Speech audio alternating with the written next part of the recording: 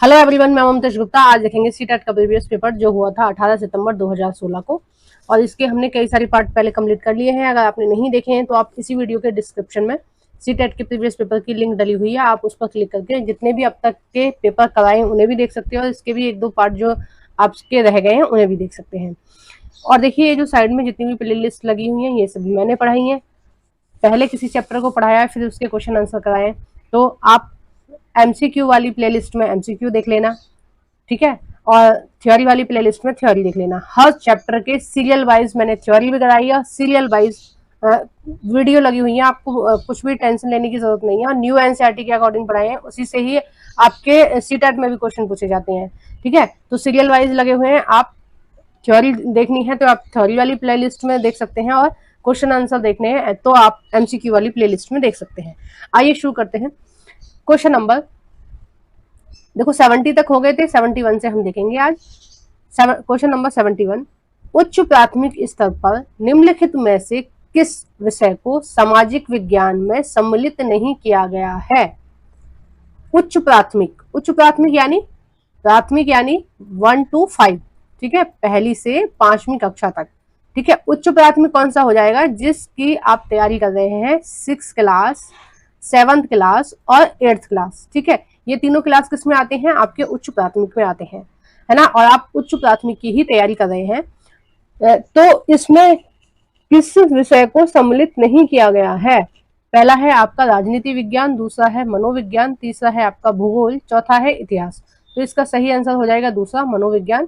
आपको पता है मनोविज्ञान जो होती है वो 11th क्लास से स्टार्ट होती है ना, और उससे पहले नहीं होती है। नेक्स्ट देखते हैं क्वेश्चन नंबर 72, जब विभिन्न संदर्भ में रहने वाले दो व्यक्तियों की स्थिति पर कोई वर्णन दिया जाता है, जब सामाजिक विज्ञान के शिक्षक को अपने विद्यार्थियों को प्रोत्साहित करने का प्रयास करना चाहिए, जिससे कि वे जब भी दो व्यक्तियों की स्थिति पर कुछ भी हमें बताना है, ठीक है, जब भी हमें उनके बारे में बात करनी है, जब सामाजिक विज्ञान के शिक्षक को अपने विद्यार्थियों को किस चीज के लिए प्रोत्साहित किया जाना चाहिए, इसमें से आपको देखना है। पहला है उस वर्णन के पात्रों के बारे में मूल्यपरक निर्णय करें। दूसरा है उसमें जाति, लिंग, वर्ग भेद करें। देखो ये तो हो गई नहीं, ठीक है, हम बच्चों को गलत चीज थोड़ी ना सिखाएंगे, भेदभाव थोड़ी ना करना सिखाएंगे। तीसरा है उनके माध्यम से प्रस्तुत सूचनाओं का परीक्षण करें। ये भी हमारा नहीं होता है उद्देश्य पढ़ाने का कि उनको उनकी परीक्षा लें या इस तरह की कोई भी चीज करें, ठीक है। हमारा मेन उद्देश्य है बच्चों को पढ़ाने का, ठीक है। नेक्स्ट है आपका 4th, इसमें से आदर्श पात्र की पहचान करें।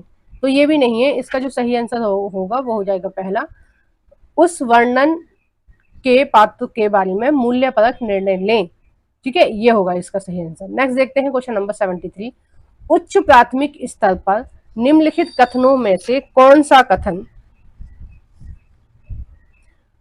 कथन सामाजिक विज्ञान का सही वर्णन करता है? यानी कि सामाजिक विज्ञान के बारे में कौन सा कथन इसमें से सही है? उच्च प्राथमिक आप समझ गए होंगे, मैं बार बार नहीं रिपीट करूंगी। 6th, 7th और 8th क्लास की बात चल रही है, 6th, 7th, 8th क्लास के बच्चों के बारे में बात चल रही है।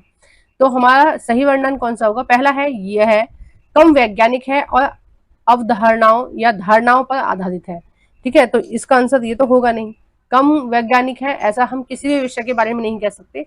मैं हमेशा आपको बताती हूँ कि हर विषय अपने आप में विशिष्ट है। हिस्ट्री है, ज्योग्राफी है, इकोनॉमिक्स है, यहाँ तक कि आपकी हिंदी है, ड्राइंग है।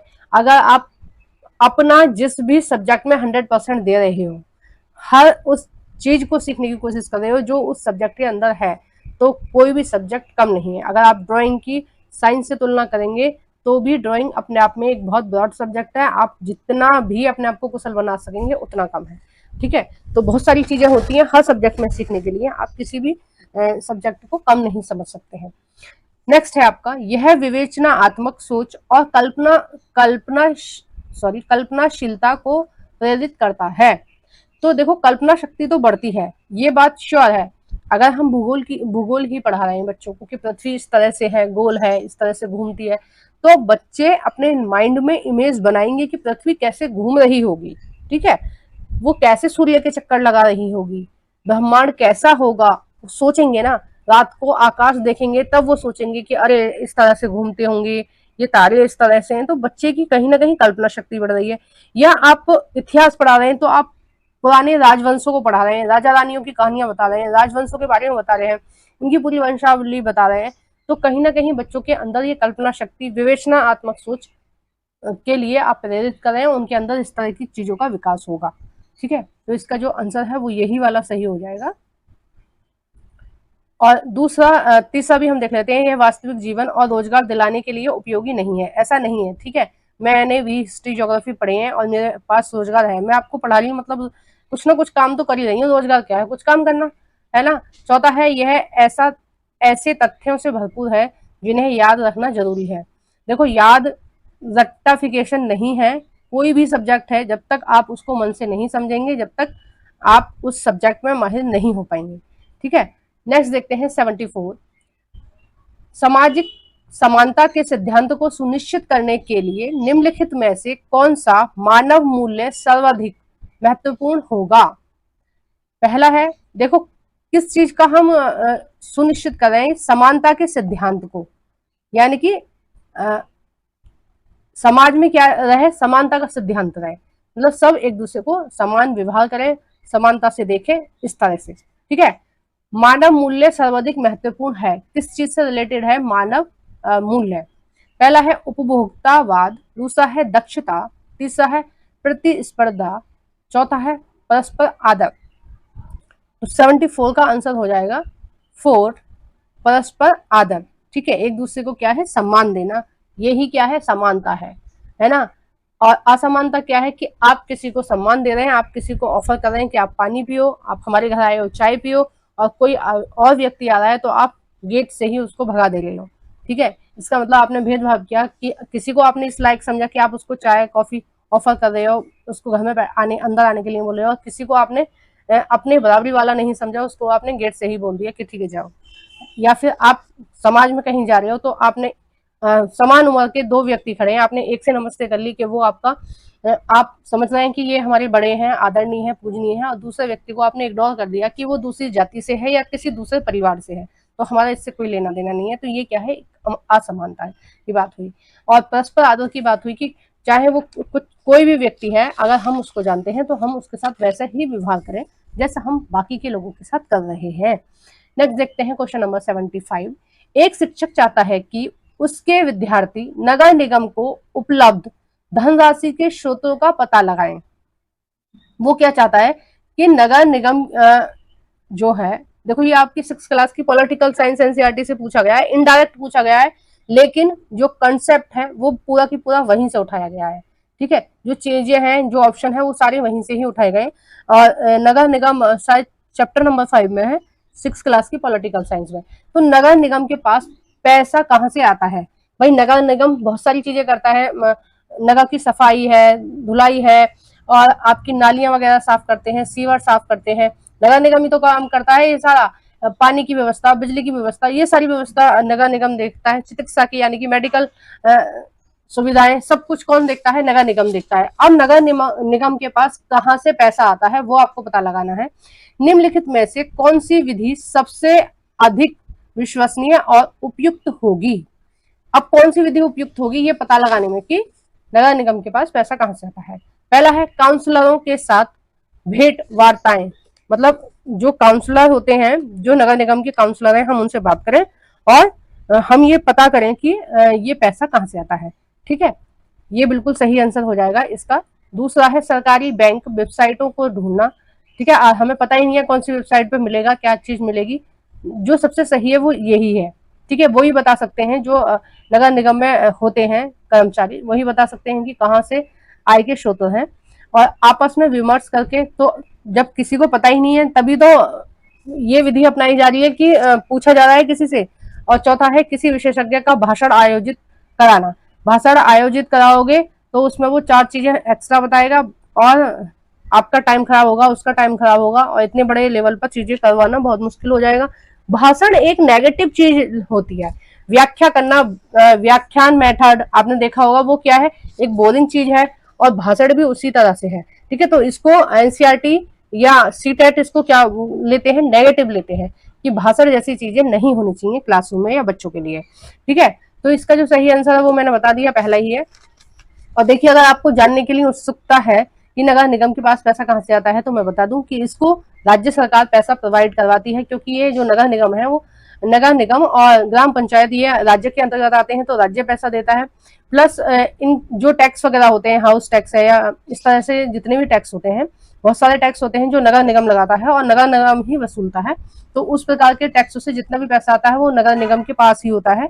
तीसरा है कि कुछ लोग नगर निगम को दान भी करते हैं, जैसे कुछ महान लोग होते हैं, अपनी पेंशन दान कर दी, अपनी तनख्वाह दान कर दी, या उनके बच्चे नहीं है तो उन्होंने पूरी पूरी संपत्ति ही नगर निगम के नाम कर दी, तो इस तरह से भी उनके पास पैसा आता है।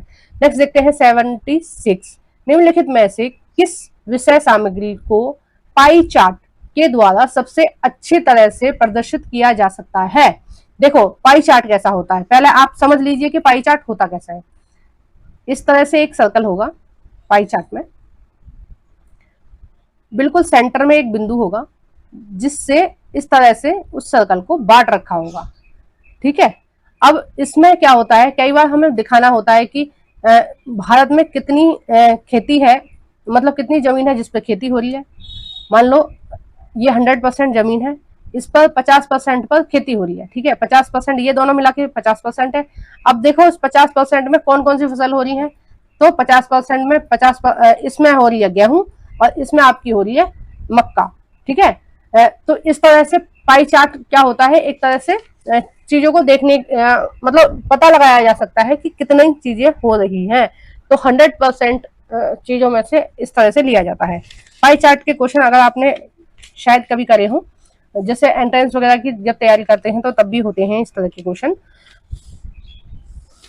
आइए देखते हैं इसके ऑप्शंस। पहला है जलाशयों का वितरण, दूसरा है वायु दाब का वितरण। देखो वायु दाब का वितरण तो पाई चार्ट में संभव नहीं है दिखाना, वायु दाब का वितरण तो वर्ल्ड मैप पे दिखाया जाएगा। ठीक है, वर्ल्ड मैप पे दिखाया जाएगा कि कहाँ पर निम्न वायु दाब है, कहाँ पर उच्च वायु दाब है। अब इसमें दिखाएंगे तो कैसे पता चलेगा, नहीं पता चलेगा ना, तो वर्ल्ड मैप में दिखाया जाएगा।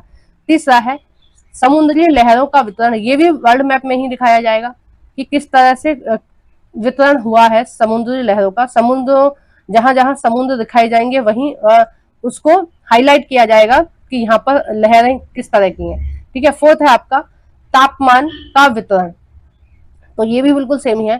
तो इसका जो सही आंसर हो जाएगा ये हो जाएगा जलाशयों का वितरण, यानी कि हमारे देश में जितने भी सिंचाई के साधन हैं उसमें से कितने परसेंट जलाशय हैं, है ना, इस तरह से दिखाए जाएंगे। और आप देखना 9th क्लास की शायद एनसीईआरटी में दिया हुआ है पाई चार्ट, है ना, हो सकता है 8th क्लास की भी एनसीईआरटी में दिया हो, मुझे ध्यान नहीं है, पर इस तरह से ही होता है। उसमें दिखाया होता है कि इतनी इतनी जैसे मैंने सिंचाई का एक पाई चार्ट देखा था, उसमें ये दिखा रखा था कि मान लीजिए 100% है सिंचाई, तो उसमें से 50% जो होती है, सबसे ज्यादा जो होती है सिंचाई, वो आपकी होती है नलकूपों द्वारा, यानी कि बोरिंग वगैरह जो करते हैं। ठीक है, उसमें से इतने % होती है, मान लो इसमें से 45% हो गई आपकी उससे नहरों वगैरह से, और इतने % हो गई अन्य स्रोतों से। ठीक है, और इतने % हो गई आपकी नदियों से। तो इस तरह से पाई चार्ट दिखाया गया था, है ना, तो इस तरह की चीजें होती हैं। अब नेक्स्ट देखते हैं क्वेश्चन नंबर 77, कक्षा 6 के स्तर पर पृथ्वी का परिक्रमण पढ़ने के लिए सबसे उपयुक्त अधिगम सहायक सामग्री क्या होगी। हम क्या बता रहे हैं बच्चों को, हम बता रहे हैं कि पृथ्वी किस तरह से घूमती है। ठीक है, किस तरह से घूमती है, किस तरह से परिक्रमा लगाती है, सूर्य का किस तरह से चक्कर लगाती है। ठीक है, परिक्रमण क्या होता है, सूर्य का चक्कर लगाना, और घूर्णन क्या होता है, जब पृथ्वी अपने ही अक्ष पर घूम रही है तो घूर्णन गति होती है, और जब पृथ्वी सूर्य का चक्कर लगा रही है तो परिक्रमण विधि होती है। ठीक है, तो उपयुक्त सहायक सामग्री कौन सी होगी, तो हम किस सहायक सामग्री से ये बताएंगे कि पृथ्वी किस तरह से घूम रही है। तो सीधी सी बात है एटलस। एटलस तो एक मैप है, तो मैप में क्या ही समझ में आएगा, मैप टाइप ही होता है एटलस। तीसरा है मानचित्र, वही है मैप, और चौथा है चार्ट। तो इन सब से ना पढ़ाकर हम किससे पढ़ाएंगे, ग्लोब से। ठीक है, आपने एक्सपेरिमेंट करके भी बताया होगा बच्चों को, जब आपने टीचिंग प्रैक्टिस कराई होगी, या अभी हाल फिलहाल में कुछ लोग टीचर भी होंगे तो वो बताते होंगे, बॉल से बताते हैं ना, बॉल से एक्सपेरिमेंट करके दिखाते हैं, हम एक हाथ में कैंडल लेंगे और एक हाथ में बॉल लेंगे, तो उससे आप दिखाएंगे कि किस तरह से परिक्रमण कर रहे हैं, है ना। या प्याज से भी आप बता सकते हैं, कई जगह ग्लोब नहीं है तो आप प्याज से भी बता सकते हैं, क्योंकि पृथ्वी का जो आकार है संतरा या प्याज के जैसा है, ठीक है, उससे भी आप बता सकते हैं। लेकिन सबसे सही तरीका है कि आप ग्लोब से बताएं, ज्यादातर स्कूलों में ग्लोब आपको देखने को मिल जाएगी। नेक्स्ट देखते हैं क्वेश्चन नंबर 78। दो विषय ए और बी पर विचार कीजिए और लिंग समानता के बारे में चर्चा करने के लिए सही विषय या विषयों को चुनिए। हमें क्या बताना है, लिंग समानता के बारे में, ठीक है, लिंग समानता के बारे में हमें चर्चा करनी है। ए है श्रम की महत्ता, बी है ग्रस्त व्यवस्था के उत्तरदायित्व है। तो हम लिंग समानता के बारे में बात कर रहे हैं, तो हमें सबसे ज्यादा जो फोकस डालना है वो दोनों ही चीजों पर डालना है, कि श्रम की क्या महत्वता है ना, किस तरह से चीजें होती हैं, और ग्रस्त व्यवस्था के उत्तरदायित्व क्या है। देखो पहले में हमने आपको बता दिया श्रम की महत्वता, यानी कि जो पुरुष है वो बाहर से काम करके लेके आता है ना, और वो किसको देगा, अपनी गृहिणी को, यानी कि जो घर में जो भी घर चला रही है, आपकी मम्मी भी हो सकती है, बहन भी हो सकती है, आपकी पत्नी भी हो सकती है, किसी के भी हाथ में देगा। और घर की व्यवस्था कौन देखता है, घर की व्यवस्था का उत्तरदायित्व किस पे होगा, स्त्री पे होगा। तो इसका मतलब क्या है कि दोनों समान है, किसी एक भी व्यक्ति के बिना घर नहीं चल सकता है। अगर कोई बाहर काम करने नहीं जाएगा तो भी घर नहीं चलेगा, और कोई घर में बिल्कुल भी समय नहीं देगा तो भी घर नहीं चलेगा।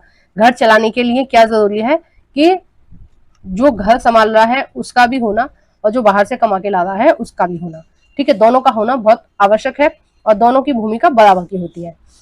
Question number 79। विद्यार्थियों को इतिहासकारों के समान सोचने के लिए प्रोत्साहित करने हेतु निम्नलिखित में से कौन सी विधि सर्वाधिक उपयुक्त होगी।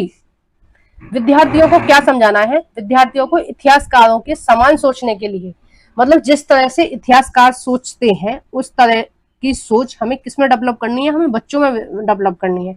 तो उस तरह की सोच बच्चों में डेवलप करने के लिए हमें सर्वाधिक उपयोगी विधि कौन सी होगी। पहला है परियोजना विधि, दूसरा है श्रोत्र विधि, तीसरा है कहानी सुनने वाली विधि, और चौथा है पूछताछ विधि।